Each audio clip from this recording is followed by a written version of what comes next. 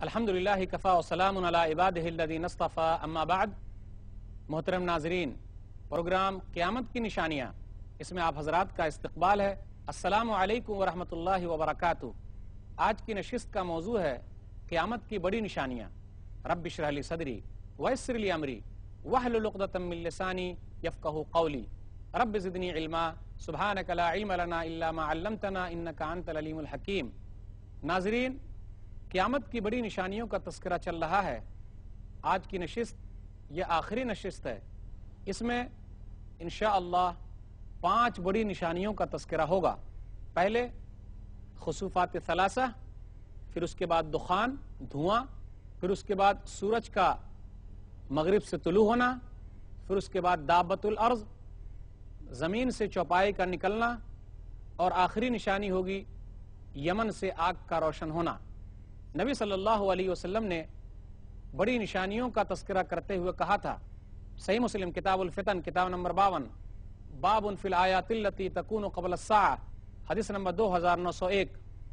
حذیفہ بن اسید غفاری رضی اللہ تعالیٰ عنہ اس حدیث کے راوی ہیں کہ ہم لوگ آپس میں مذاکرہ کر رہے تھے کہ نبی صلی اللہ علیہ وسلم آئے اور کہا، ما تذکرون، کس سلسلے میں گفتگو کر رہے ہو؟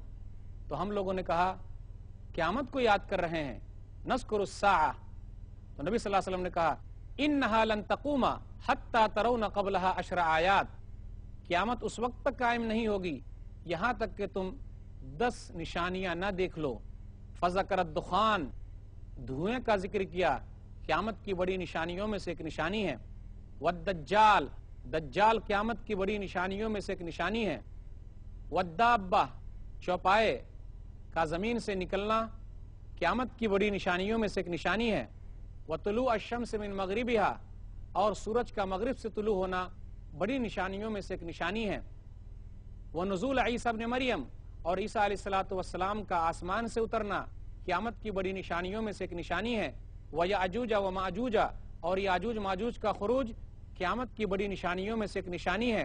وثلاثۃ خسوف، اور 3 جگہ پہ زمین کا دھسنا، خسف بالمشرق، مشرق میں، وخسف بالمغرب، مغرب میں، وخسف بجزیرۃ العرب، جزیرہ عرب میں، وآخر ذلک نار تخرج من الیمن تطرد الناس الی محشرہم، اور آخری نشانی یہ ہے کہ یمن سے آگ نکلے گی جو لوگوں کو میدان محشر کی طرف ہکا کر لے جائے گی۔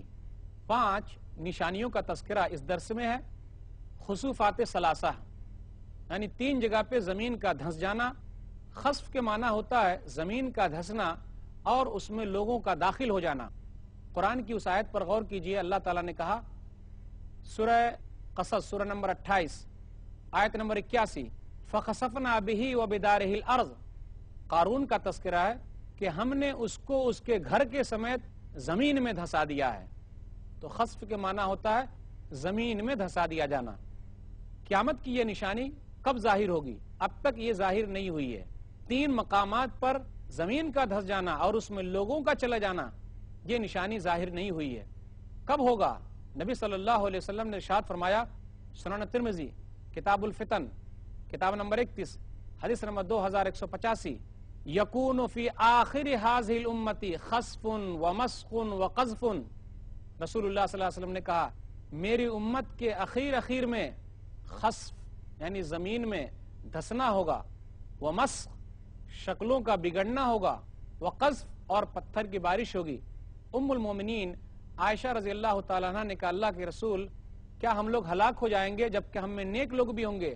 تو نبی صلی اللہ علیہ وسلم نے کہا، نعم اذا ظہر الخبث، ہاں جب خباثتیں زیادہ ہو جائے گی، برائیاں بڑھ جائے گی، برائیوں میں لوگ ملوث ہوں گے، تو اس امت پر دھسنے کا عذاب دیا جائے گا اور لوگ دھسا دیے جائیں گے۔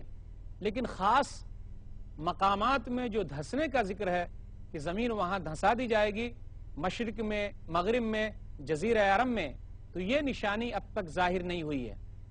حافظ ابن حجر رحمۃ اللہ علیہ کا کہنا یہ ہے کہ زمینوں کا دھسنا مختلف جگہوں پر ظاہر ہوا ہے، لیکن یہ دھسنا چھوٹا دھسنا ہے۔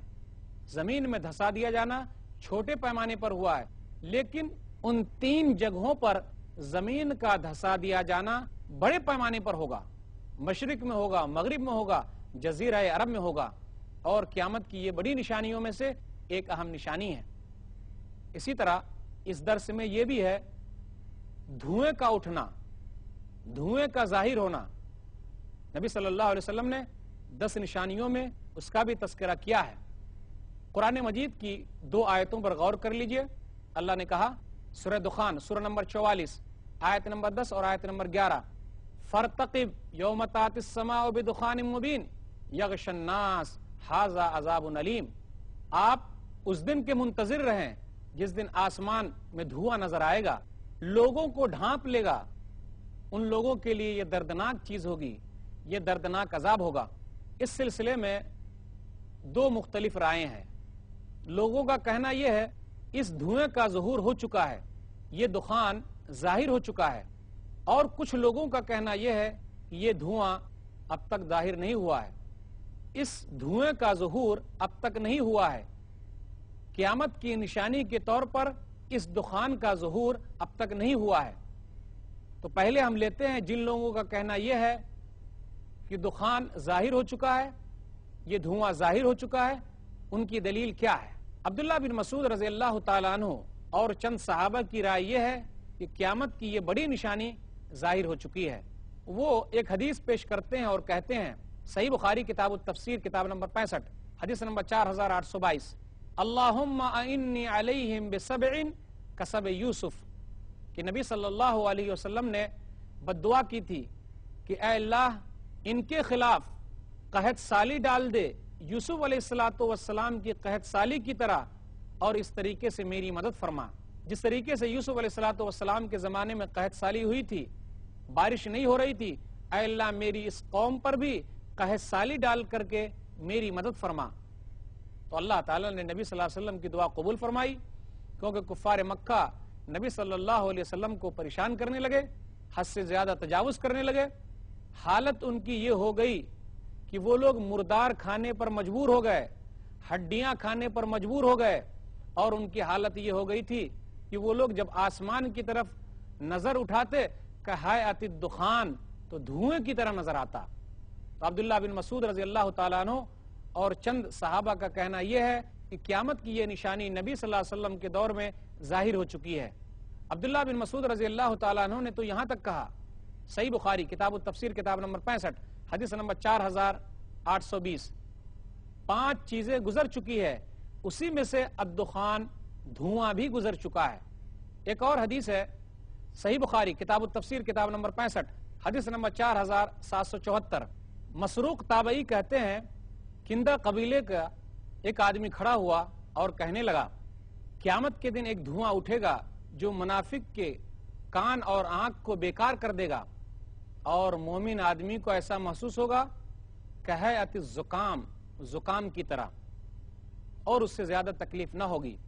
مسروق تابعی کہتے ہیں کہ جب اس آدمی نے اس طریقے کی بات کہی کہ دھواں منافق کی کان اور آنکھ کو بیکار کر دے گا اور مومن کو صرف زکام کی طرح محسوس ہوگا، تو میں عبداللہ بن مسعود رضی اللہ تعالیٰ عنہ کے پاس آیا اور میں گھبرا گیا۔ تو عبداللہ بن مسعود رضی اللہ تعالیٰ عنہ نے کہا من علم فلیقل ومن لم يعلم فلیقل اللہ عالم فإن من العلم ان يقول لما لا يعلم لا عالم۔ وہ کہتے ہیں کہ عبداللہ بن مسعود رضی اللہ تعالیٰ عنہ نے یہ کہا غصے میں آ کر، بھئی جس کے پاس جانکاری ہو وہ بات کرے، اور جس کے پاس علم نہیں ہے وہ کوئی بات نہ کرے، بغیر علم کے بات نہ کرے، اور جس چیز کی جانکاری نہیں ہے اس کے بارے میں یہ بول دینا کہ میرے پاس علم نہیں ہے، یہ بھی علم ہے۔ پھر اس کے بعد قرآن مجید کی آیت پڑھی، قُلْ مَا أَسْأَلُكُمْ عَلَيْهِ مِنْ أَجْرٍ وَمَا أَنَا مِنَ الْمُتَكَلِّفِينَ، سورہ 7 سورہ نمبر 38 آیت نمبر 28۔ آپ کہہ دیجئے میں تم لوگوں سے کوئی اجر نہیں مانگتا اور میں تکلف کرنے والا نہیں ہوں۔